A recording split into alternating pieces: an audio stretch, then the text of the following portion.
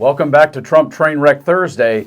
Why is it, as it is in this breaking story, that almost every single time there's someone who barks the loudest, they wind up being the person who shouldn't have thrown stones while living in a glass house? That seems to happen a lot to the GOP and almost everyone that surrounds the Trumposphere sycophants. Well, in this breaking story, one of the loudest barkers in Congress might just find herself in a real sticky wicket when it comes to what she has done. Oh my, this is something you have to see.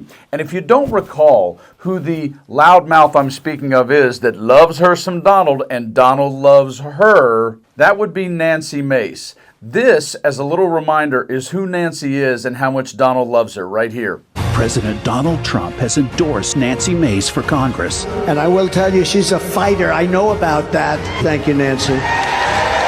Thank you. But Nancy, of course, forgets the common phrase that when you point a finger a lot, there's three pointing back because of stuff like this. I rise today to let the Charleston County Sanctuary Sheriff in South Carolina know that she can run, but she cannot hide. Letting off illegal aliens, criminal illegal aliens, onto the streets of Charleston County, South Carolina.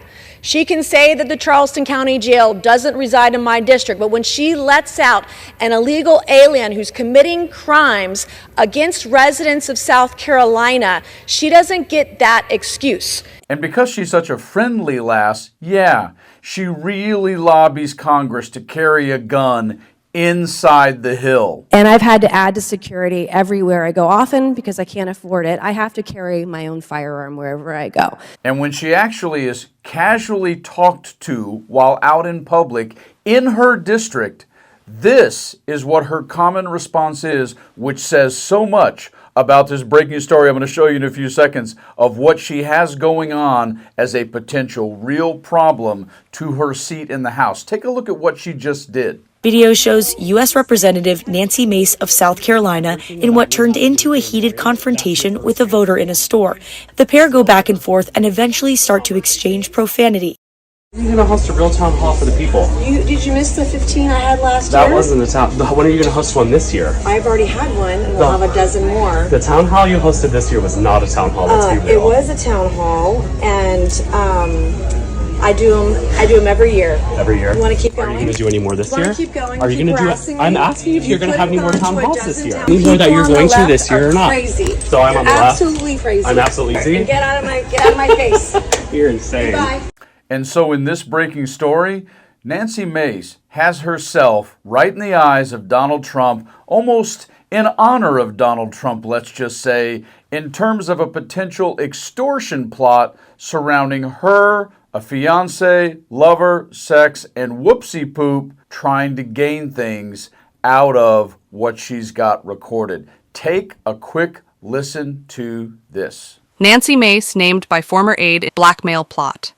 The Congresswoman's former political advisor claims she tried to extort 2 homes from her fiancé. Controversial Congresswoman Nancy Mace allegedly planned to use photos found on her boyfriend's phone as leverage for 2 lucrative properties she wanted him to give her.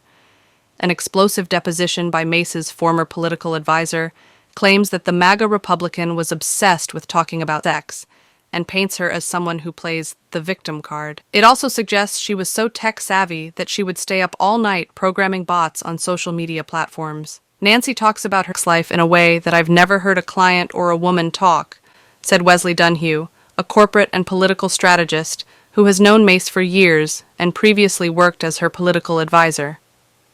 It's like every conversation would devolve into what's going on in her sex life, he claimed in the filing. The Daily Beast has seen the 81-page deposition taken in April as part of a legal case involving Mace's ex, South Carolina businessman Patrick Bryant. Dunhue says Mace had asked her to inform Bryant that she had found photos and videos of numerous women on his phone. One allegedly showed a girl on a couch, seemingly passed out with a blanket over her, and another was said to be a photo of someone being photographed their skirt. A third photo was a blurry image of Mace that she had said was taken while she was naked and going to the bathroom. Dunhue claimed that Mace's aim was to use all the information that she found as leverage to gain 100% ownership of 2 homes they shared, one in Washington, D.C., and the other in South Carolina's Isle of Palms. Did Nancy ever task you with communicating with Patrick Bryant about her possession of these alleged photographs in asking you to essentially help her blackmail Patrick into giving over 100% ownership? The lawyer asked, according to the filing. Yes, Dunhue replied. The allegations emerged after Mace appeared in a House hearing this week and displayed a blurry black and white photo of what she said was her naked silhouette. The image, the Congresswoman said, was a screenshot from a video taken without her consent on a secret camera by Bryant. Bryant is one of 4 men that Mace accused of misconduct during an explosive speech on the House floor in February, allegations that the men have repeatedly denied. I was filmed in secret. The camera sat silent, yet it screamed my safety was negotiable and my dignity disposable, Mace told the hearing. The Daily Beast has reached out to Mace and Dunhue. Bryant said, I'm staying quiet for now, but this isn't even close to the end of the story. The high-profile Congresswoman, a fervent Donald Trump supporter, is yet to respond to the allegations and is currently facing a defamation lawsuit by one of the men she has accused. Yes, Nancy, that. And why is it so odd to me that while there are occasional things that occur with some Democrats that are unsavory, there seems to be a very high percentage in my lifetime, and especially the last 20 years, that there's a lot of GOP scandals that commonly come from people who bark the loudest, point the most fingers, and are constantly throwing stones. And yet, when it comes to their own backyard and taking care of their own house, how interesting it is what's really going on in the background. I'll be really curious how this story plays out in terms of what Miss Mace might find herself facing when it comes to either false accusations and or reverse charges that put her squarely for being at fault for what she attempted to do to her fiancé. Stay tuned, and as always, not only stay frosty, enjoy your holiday weekend. See you soon.